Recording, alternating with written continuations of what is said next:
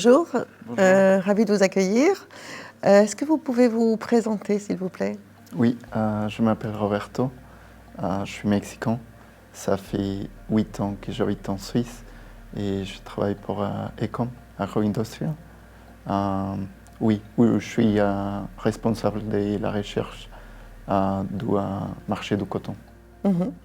Pourquoi un service recherche sur le marché du coton? C'est important de comprendre les facteurs qui affectent les prix du marché. On a des opérations assez grandes et c'est important d'avoir une compréhension sur les marchés assez profonde. Alors, quel est le point justement macroéconomique par rapport justement qui génère la dynamique du marché? Alors, les cotons, c'est une matière première où les prix dépendent beaucoup du pouvoir d'achat. Actuellement, avec la crise énergétique, l'inflation, la guerre, les décisions de banque centrale, on est vraiment dans une période où la demande est un peu faible, la demande du coton. Quand il y a d'argent, les gens achètent plus de textiles et tout ça. Il y a vraiment un côté de variabilité par rapport à l'économie.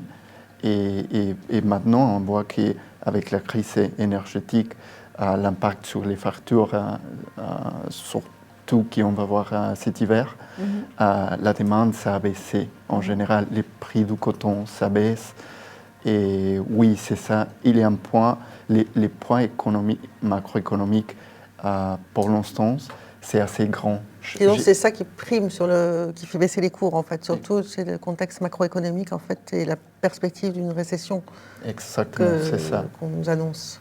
Et je dirais que les points maintenant, c'est plus grand que la moyenne historique sur les marchés coton. Le point de... Les points macro. Ah oui, tout à fait. Ça n'a jamais été aussi important? Oui, c'est toujours important. C'est toujours important. Mais maintenant, avec la crise énergétique, la guerre, c'est plus important. Et il y a des autres facteurs qui font bouger les prix du coton, mais qui maintenant, c'est des facteurs secondaires. Donc c'est la macro qui fait finalement que ça fait baisser la demande, parce que ça fait baisser le pouvoir d'achat de la population. Et donc comme le textile n'est pas prioritaire, une dépense prioritaire, donc... Et vous avez une estimation de cette baisse de la demande, enfin une projection? Oui. Comment? Bon, on a comme estimation de base, en base de 10% de la consommation du coton mondial pour les prochains 12 mois, que c'est assez grand en comparaison de l'historique. Oui. Parce que dans l'historique, ça a déjà baissé d'autant? Pendant le Covid, j'imagine que ça a baissé énormément. Ça a baissé entre 15 et 20% sur les périodes Covid. Et avant ça, c'était la crise de 2008. Financière, exactement, 2008-2009. Elle a baissé de combien? À 10% aussi? Ça a baissé entre 10 et 15%. D'accord. Donc là, vous estimez la même chose? Oui, proche à la crise financière. Donc, qui veut dire que... Et donc, est-ce que vous estimez que les cours vont s'approcher aussi de ceux de 2008-2009? Parce que pour l'instant, ils n'y sont pas. Oui. Le niveau n'est pas atteint. Bon, c'est ça intéressant qu'il y ait un facteur, la guerre. C'est plus difficile à prévoir comment les décisions de la guerre, ça va changer les prix au court terme.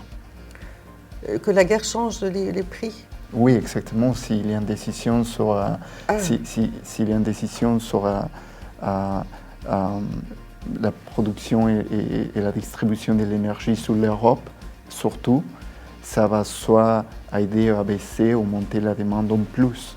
Ah oui, d'accord, si effectivement par rapport... Et puis il y a aussi les pétroliers qui finalement restreignent leur production, donc ce qui fait que ça fait un mélange un peu... Oui, c'est assez dynamique. Voilà, tout à fait. Donc vous avez une vision relativement, entre guillemets, pessimiste pour les 12 prochains mois.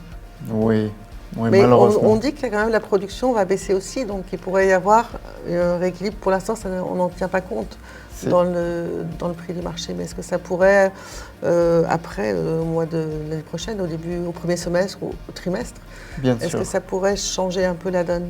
Non, bien sûr, c'est ça la dynamique. Quand les producteurs du coton vont les prix baisser, bon, ça va décourager la récolte de l'année prochaine déjà. et ça va aider un petit peu à soutenir les marchés. Je crois que c'est ça dynamique et c'est cette période qui décale la demande et la production qui va baisser un petit peu, qui va aider à la fin de l'année prochaine le marché à remonter. Et vous avez projeté les prix dans les 6 mois ou pas? Une projection de prix? Oui, pour le coton. C'est toujours difficile. Pour la fin de l'année ou pour l'année prochaine?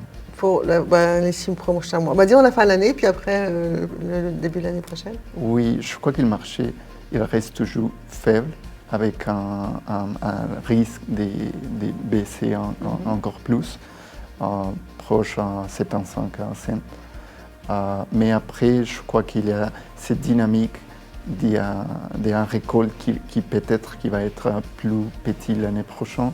Ça pourrait aider à que les prix remontent à 8,90 peut-être $1. Mais oui, après $1, ça sera plus difficile parce que la demande... Il y a le dollar fort qui joue aussi dans cette équation encore. Oui, exactement. Très bien, merci beaucoup.